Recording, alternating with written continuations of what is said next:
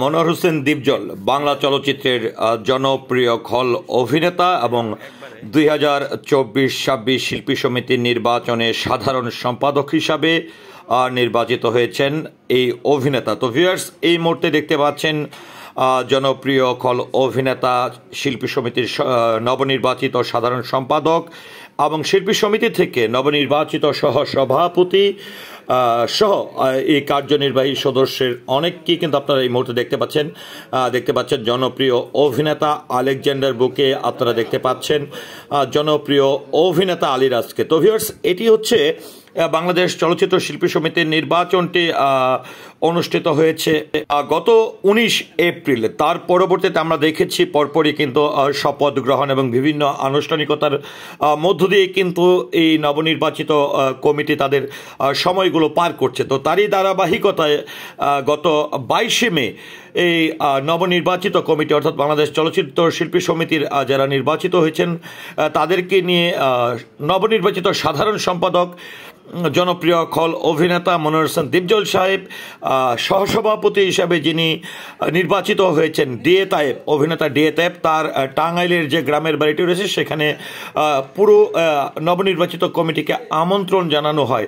তো সেখানে সারাদিন আমরা দেখেছি বিভিন্ন আনুষ্ঠানিকতার মধ্য দিয়ে ডিএ তায়েবের বাড়িতে তারা আনুষ্ঠানিকতা উদযাপন করে। তার পরবর্তীতে এই মুহূর্তে আপনারা দেখতে পাচ্ছেন যে জনপ্রিয় চিত্রনায়ক আলেকজান্ডার বো তিনি কিন্তু খাবার পরিবেশন করছেন, বিভিন্ন ধরনের খাবারের কিন্তু আয়োজনটি রয়েছে। তো এটি কি আসলে এটি কোনো বাড়িতে বা কোনো অনুষ্ঠান বলতে তেমন কিছু না, এটি টাঙ্গাইলে অবস্থিত একটি মাজারে আসলে তারা মাজারের যিনি হুজুর রয়েছেন তার সঙ্গে তারা দেখা করতে যান মনোয়ার হোসেন দীপজল সাহেব সহ, এবং সেখানেই আসলে এই তবারক স্বরূপ কিন্তু এই খাবারের আয়োজনটি করা হয়। তো ভিউয়ার্স, আমরা কিন্তু আপনাদেরকে সেই মুহূর্ত সেই চিত্রটি দেখানোর চেষ্টা করছি।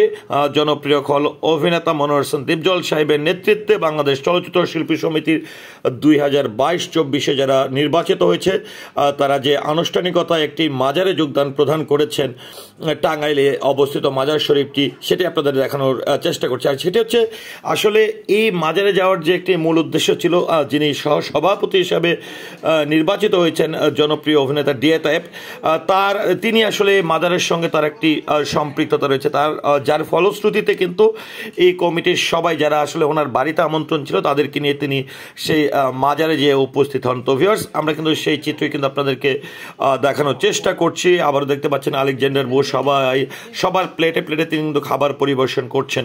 তো ভিউয়ার্স, এই ভিডিওটি নিয়ে আপনার মন্তব্য কি, কিংবা বাংলা চলচ্চিত্র শিল্পী সমিতির নবনির্বাচিত কমিটি নিয়ে আপনার মন্তব্য কি, আশা করছি কমেন্টের মাধ্যমে। সেই সাথে পুরো ভিডিওটির সঙ্গে থাকার জন্য অসংখ্য ধন্যবাদ। আল্লাহ হাফেজ।